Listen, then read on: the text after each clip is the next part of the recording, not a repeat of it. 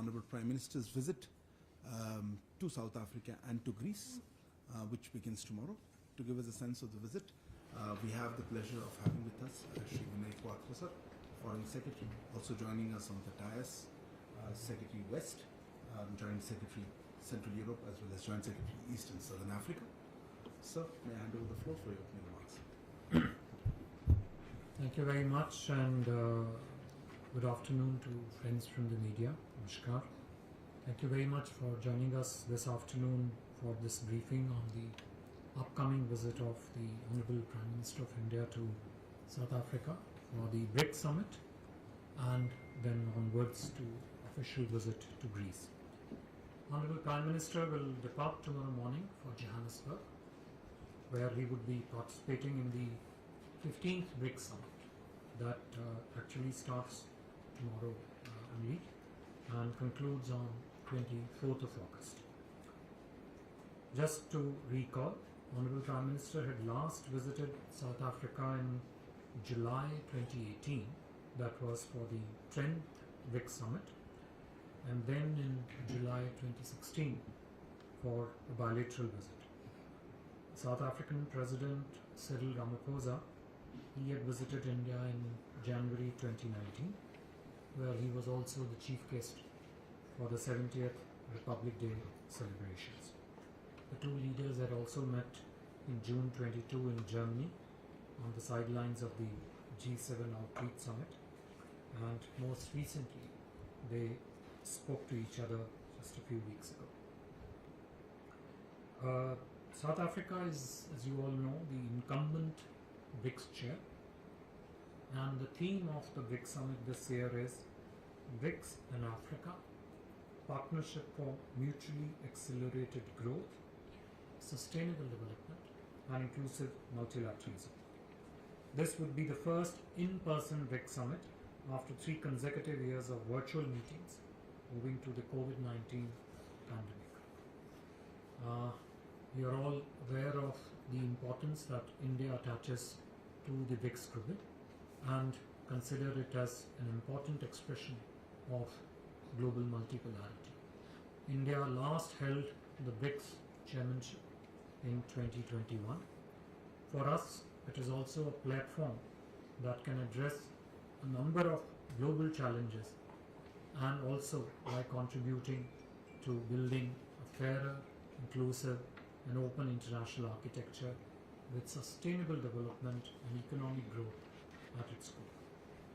In terms of program, upon his arrival on 22nd, Honorable Prime Minister will participate in the first event, which is the BRICS Leaders Retreat later tomorrow evening itself. This would be a closed door engagement, and the expected agenda is likely to include discussions on global developments of concern and the role that the BRICS can play in addressing some of those developments and challenges. The next day, on 23rd August, Prime Minister will participate in the 15th BRICS Summit. The summit itself is structured into 2 sessions. One, a closed plenary that is likely to focus more on items pertaining to intra-BRICS cooperation, as also the reform of the multilateral system and counter-terrorism issues. Thereafter, there is an open plenary which would actually see participation of other entities and organizations that are associated with BRICS. This would include the President of the New Development Bank, the Chair of the BRICS Business Council, and the Chair of BRICS Women's Business Alliance. The participants are likely to deliberate on issues such as global economic recovery amid ongoing geopolitical challenges, sustainable development goals, something that would, I think, continue throughout the different sessions of the BRICS Summit, women-led development, as also addressing the concern and interest and priorities of the Global South. The summit would conclude on 23rd, and on 24th, Prime Minister will participate in BRICS Africa Outreach and BRICS Plus Dialogue. We understand that the host country, South Africa, has invited a number of guest countries from Africa, as well as other emerging markets and developing countries to participate in this event on 24th. Partnership with Africa, how the partnership with Africa can actually shape and contribute to the development of the global south will figure as one of the important items in the deliberations on 24th. We are all aware of India's own views and efforts in this regard, which were very clearly and in detail reflected in the Voice of Global South Summit that was hosted by the Honorable Prime Minister in January earlier this year. These priorities of the Global South, just to touch upon here, are also reflected going to be reflected in the upcoming G20 summit also, given the fact that this G20 presidency of India will see the largest ever participation from Africa in the summit to be held next month. For the 15th BRICS summit, a business delegation from India is also travelling to South Africa to attend the BRICS business tracks meetings and also the meetings of the BRICS Business Council, BRICS Women Business Alliance and the BRICS Business Forum. After completing his engagements in Johannesburg relating to the BRICS Summit and to the BRICS Outreach and BRICS Plus Summit, Prime Minister would travel to Greece for an official visit on 25th of August 2023 at the invitation of His Excellency Prime Minister of Greece. Ceremonial welcome on arrival in Athens, which would be followed by the visit to the tomb of the unknown soldier, where the Prime Minister would lay a wreath. Prime Minister will thereafter have a restricted and delegation level talks with the Honorable Prime Minister of Greece. Both leaders would also address key businesses of both countries later after the delegation level talks. Prime Minister would also interact with the Indian diaspora in Greece. Just to recall here, Honorable Prime Minister had met the Greek Prime Minister in New York last in September 2019 on the sidelines of the UNGA. The important thing to mention here is that the last prime ministerial visit from India to Greece was in 1983. So it is after a considerable length of long period of time actually that a prime ministerial visit from India is taking place to Greece. Previous high-level exchanges between the two countries have also included a visit by former presidents of India, late Dr. APJ Abdul Kalam, and also former President Shri Ramnath Kovind in June 2018. The Greek President had also paid a state visit to India in 1998, and then Greek Prime Minister had visited India in 2008. Greece is one of India's important European partners. It's a member of the EU, of NATO, and a gateway to Europe and also to the EU market, and enjoys a privileged position at the crossroad of Asia, Europe, and Africa. Both India and Greece are not just modern democracies, but we also share close and age-old historical and cultural relations. Important elements of our partnership include defense and security, shipping, and most recently the elements relating to the migration and mobility are being given shape in terms of structural partnership between India and Greece. Greece has also been a strong supporter and a partner with India on issues of core interest in the UN and other international organizations, including their support to our permanent membership in the expanded UN Security Council. During the Honorable Prime Minister's visit to Greece, both sides will look to expand and diversify the trade and investment segment of cooperation, deepen and expand the defense and security partnership, infrastructure cooperation, shipbuilding industry, something which is a great strength of Greece and where the opportunities, extensive opportunities is there. Energy, agriculture, education, and as I mentioned earlier, migration and mobility. The visit would give both sides an opportunity to discuss also the regional and global issues of mutual interest and help broaden and deepen our bilateral engagement. I would stop here, and if there are questions, we'll try and answer them. Thank you.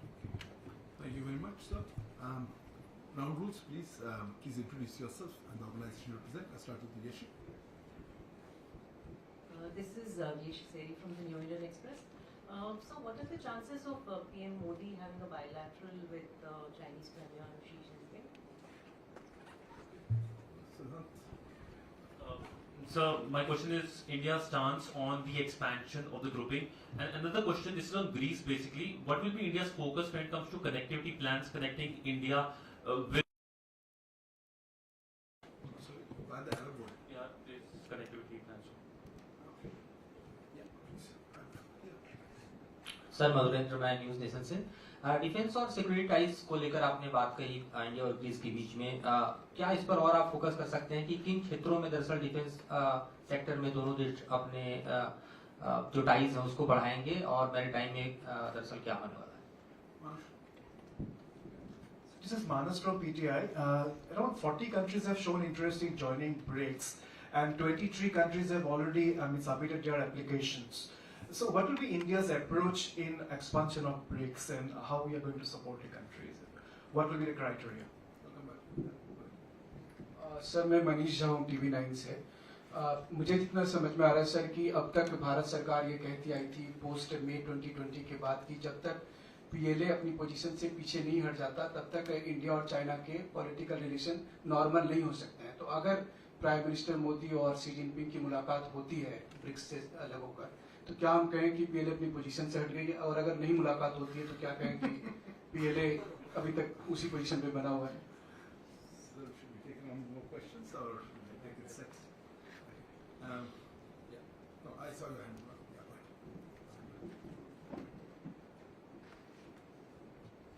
So Nivedita from this. Microphone, please. So Nivedita from the Sunday Guardian. 2 questions. If you could please share the details of the business delegation accompanying the Prime Minister, and also is there any likelihood of the Prime Minister taking up the issue of many countries which have expressed interest in joining the rupee trade arrangement? Would that be part of the business talks? Business talks. Okay. So we'll take next one. Let me group the questions relating to India-China meeting. Yeshi asked and then others asked the same question in different ways. आपने कहा होती है, नहीं होती है. All I would say is that as I mentioned in my remarks, the host country South Africa has invited large number of guest countries, besides of course the BRICS members who would be present there. The Prime Minister's schedule in terms of bilateral meetings with those leaders who would be present in South Africa is still being developed, and as and when we have details of confirmation of Honorable Prime Minister's different bilateral meetings, we would definitely apprise our media friends of those meetings. Second set of questions relating to BRICS expansion. Somebody mentioned about 40, 23 large number of countries having expressed interest in the expansion of the BRICS. Look, there is no doubt that there is considerable interest in many countries to become part of BRICS, to associate themselves with BRICS, to leverage different opportunities that the BRICS and the cooperation under the BRICS presents for itself. insofar as BRICS expansion is concerned, we have been very clear from the start that we have positive intent and an open mind when it comes to the BRICS expansion. As you all know, BRICS works under the modality and principle of consensus. All the BRICS countries have to have full consensus on how they would want BRICS expanded, what should be the guiding principles of that expansion, what would be the criteria for such an expansion.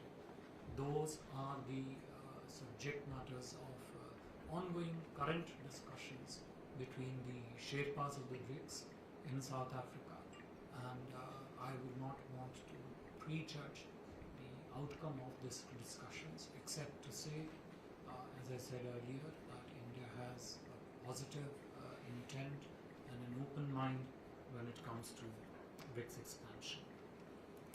With regard to the set of questions relating to specific questions relating to the BRICS business delegation, which the colleague from the Guardian asked. The business delegation is the BRICS business platform, including the business forum, the Women Business Alliance, is a very robust and vibrant mechanism and pillar of the BRICS, intra-BRICS economic cooperation. And we are expecting a sizable business delegation to participate in these meetings. The component which is part of the BRICS summit deliberations itself, which would be in the open plenary, is a much smaller delegation, and we'll share the details with you once that part of the delegation of all of them who will be present along in the session where the Prime Minister will be there, will share with you.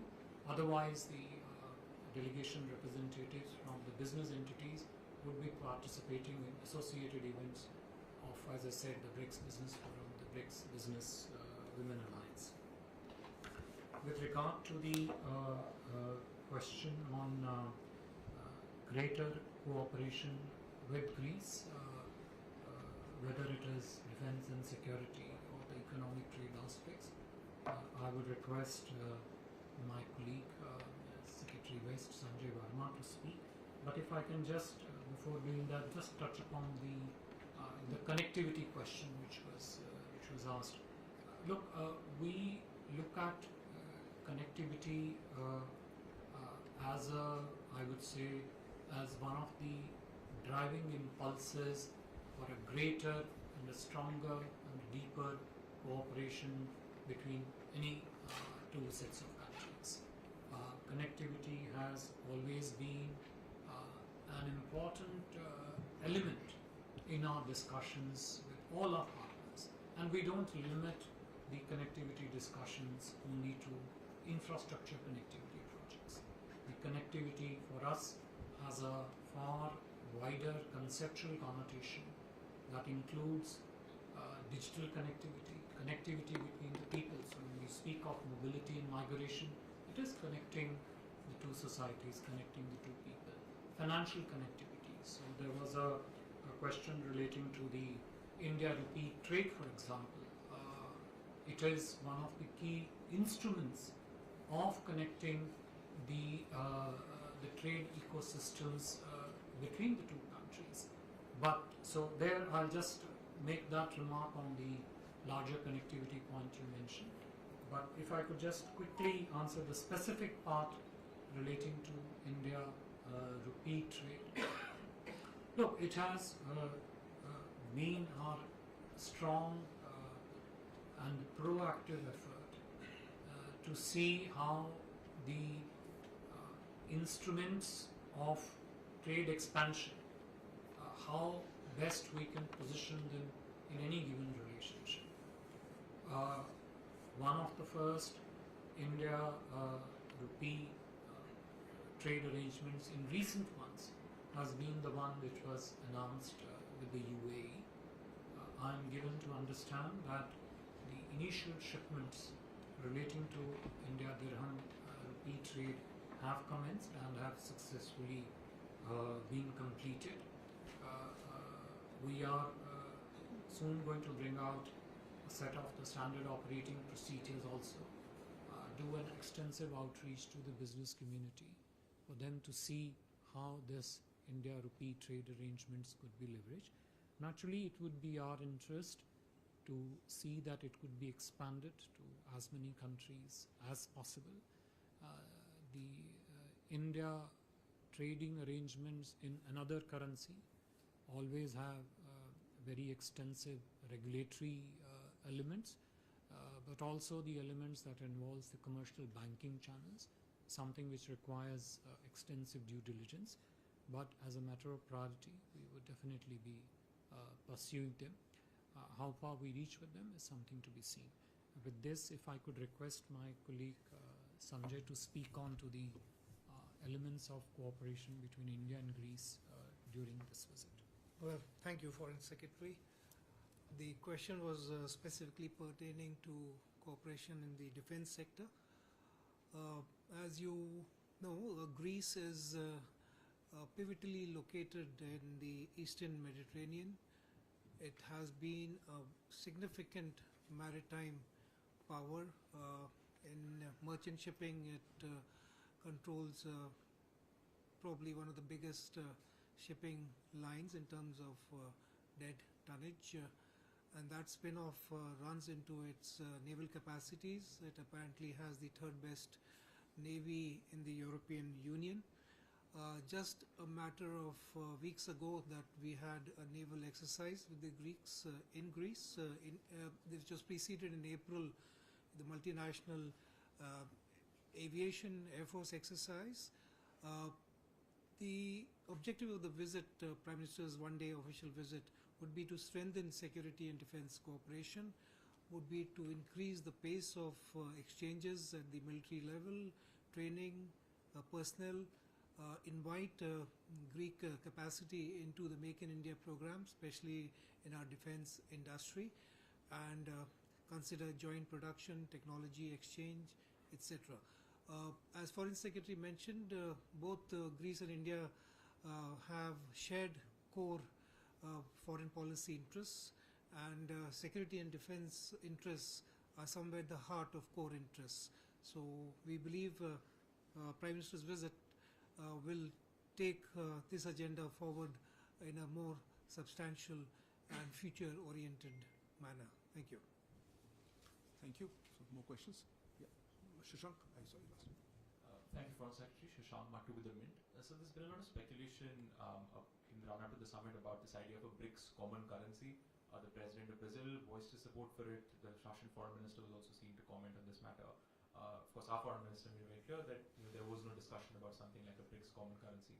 Have there been any talks on this? If you could put any speculation on this to rest, has there been any conversation about some sort of currency trading arrangement? And what would be India's position on this particular proposal of a common currency? Because if you could keep it short, thank you. Yeah, please. Sir मैं जयप्रकाश हूँ दैनिक जागरण से। मेरा सवाल है कि sir last year जो BRICS summit था उसमें एफटीओ को लेकर बात हुई थी, BRICS FTA free trade agreement, और कई बार पहले भी इस पर चीन की तरफ से मुद्दा उठाया गया। भारत का इस पर क्या स्टैंड है?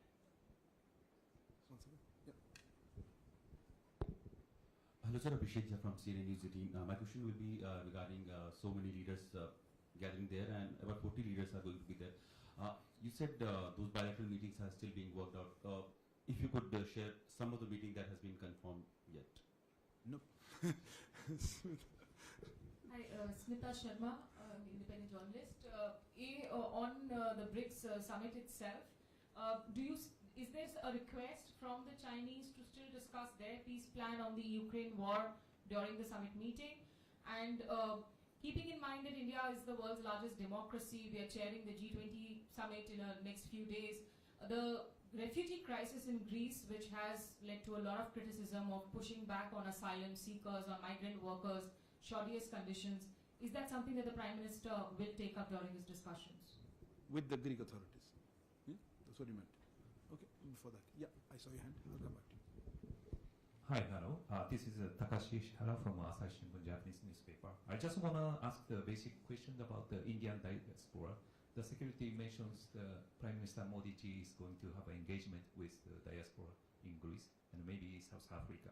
So every time, everywhere the Prime Minister Modi ji visit, he is having the engagement with diaspora. So how important for the India and the Prime Minister to have an engagement? What is the reason? Hi, this is Shubhajyoti from BBC News. I mean, it has been announced that Bangladesh Prime Minister Sheikh Hasina will attend the BRICS summit. So, will there be any meeting at the sidelines between Prime Minister Modi and Prime Minister Hasina in Johannesburg? And I have two supplementaries in this. Two supplementaries. Okay, I'll be short. Don't worry. Please. Yeah. Firstly, I mean, are we supporting Bangladesh's candidature to be a new member in the BRICS alliance? And secondly, there has been recent media reports that India has made its reservations about US visa policy and proactivism over Bangladesh to Washington clear. Now, I'm keen to know what is India's actual stand on that. No, hold on. Let me clarify yours. On the last one, certainly in the realm of theoretical discussion or hypothetical, if the meeting happens, this is not the venue to discuss bilateral relations with Bangladesh. About possible meeting, I think for a second it was pretty clear about the bilaterals, but I will leave that to sir to answer. Sir, rest of them I pass it. Thank you. Let me just first, address this question of what bilateral meetings with the Honorable Prime Minister have on the sidelines of the BRICS summit. As I've already mentioned to you, there are going to be large number of leaders present there. We understand also that the Honorable Prime Minister of Bangladesh also may be there. That's what we have been informed by the host country. But the schedule of Prime Minister's bilateral meetings on the sideline of BRICS is still evolving, and once we have firmed up those meetings, the leaders, we will definitely share with you as we go along. Shashank, to your question on the BRICS common currency trading arrangement and the Dainik Jagran से जो आपका BRICS FTA को लेके जो प्रश्न था, see, the substantive part of trade and economic exchanges and discussions that have been a part of BRICS discussion have so far in a major way focused on how to increase trade in respective national currencies, which writing for the Mint you would know is considerably different from a common currency concept. Again, you would know that the common currency discussions have several prerequisites before you can even talk about a common currency framework. The discussion framework in BRICS, the substance of that discussion framework in BRICS have focused principally on currency within the national trade within the national currency, and not the other element which you mentioned. देखिए, जहाँ तक BRICS FTA का प्रश्न है, और ये प्रश्न केवल ब्रिक्स FTA तक ही सीमित नहीं है, ये प्रश्न किसी भी देश के साथ जब FTA पे वार्ता होती है उस पर भी लागू होता है कि FTA की जो डिस्कशंस हैं वो एक प्रकार से राजनीतिक हैं, मगर एक प्रकार से काफ़ी तकनीकी भी हैं। FTA का स्वरूप क्या हो, FTA के विभिन्न चैप्टर्स क्या हों, FTA में कितनी टैरिफ लाइन कंसेशन के लिए आएँ, खाली गुड्स पे हो, सर्विसेज पे हो या इन्वेस्टमेंट्स पे भी जाए। अच्छा, खाली ट्रेड्स, गुड्स, सर्विसेज या इन्वेस्टमेंट की बात नहीं, बाकी आर्थिक सहयोग के एलिमेंट्स भी उसका भाग हों या ना हो। तो जो फोकस ब्रिक्स के अंदर रहा है वो अधिकांशतः इस बात पर केंद्रित है कि ब्रिक्स के कंट्रीज़ के बीच में जो आपसी सहयोग है, परस्पर सहयोग है, उसका विकास कैसे हो, उसकी गहनता कैसे बढ़े, उसको किस प्रकार से जो है नए से नए क्षेत्रों में लेके जाया जा सके। अब उसका स्ट्रक्चरल स्वरूप में FTA हो, ट्रेड इन नेशनल करेंसीज हो और कोई फ्रेमवर्क हो, वो चीज़ें ऐसी हैं जो कि जो एक्सपर्ट्स लोग हैं वो आपस में डिस्कस करके उस पर निर्णय करेंगे। तो ब्रिक्स में जहाँ तक इंट्रा ब्रिक्स सहयोग की बात है वो आर्थिक सहयोग पे केंद्रित है, इसमें कोई दो राय नहीं है, बट उसका स्वरूप क्या हो वो जो है दूसरी बात है। On the as I mentioned to you, this is Smita to your question, that when the leaders meet during the retreat, during the closed plenary, and also if they have a chance for a sidebar on the sidelines, the discussions would obviously focus on what the developments, the global developments which are of key priority and interest, and the challenges that they throw up. As of now, I am not aware of any specifics in terms of what's on the table, but the generic nature of global developments, the challenges they throw up, how BRICS comes together to mitigate some of those challenges, particularly the economic challenges to the countries of the global south, is something that they would obviously focus on. On your questions of the on your other questions, and also the question from our colleague from the Japanese media on diaspora engagement, I would request Secretary Sanjay Verma to speak to them. Well, thank you, Foreign Secretary. Smita, on a question on refugees, I think let me address it from two aspects. One is, of course, Greece is a place in the Mediterranean, and it is what you call a frontline state for refugees coming into Europe. This is a sensitive subject. It's an important subject. It's also very topical and sensitive. It is also a fact that the European Union is currently negotiating a migration treaty which is in the works. It would be out of place for us to raise this issue. We trust the European Union would find the best way to deal with this recurring problem, and we consider it an issue which is internal to the European Union, and it's best left to them how they resolve it. The correlation as it appears on the agenda of our visit is that a migration and mobility agreement which we have signed with a slew of countries is to address this issue indirectly, to encourage legal migration. So we hope to see some progress on that subject there. On diaspora, on most, if not every foreign visit of the Prime Minister, and engagement with the Indian diaspora is a very important part of the program, and that also emanates from the fact that the relationship with diaspora is also a very important pillar of India's foreign policy, particularly with the current government.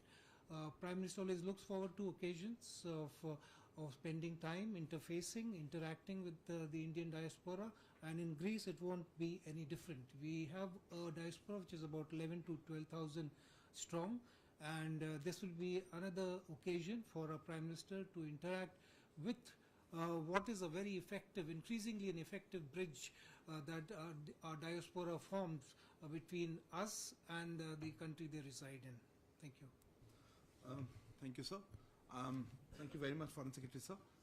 My thanks also to Secretary West, Shri Sanjay Verma, Joint Secretary Central Europe, Shri Arun Sahu, as well as Joint Secretary East and Southern Africa, Shri Puneet Kundal, for being here today. Thank you for joining us. Please stay tuned with updates that we'll have on social media as the visit unfolds. Good afternoon.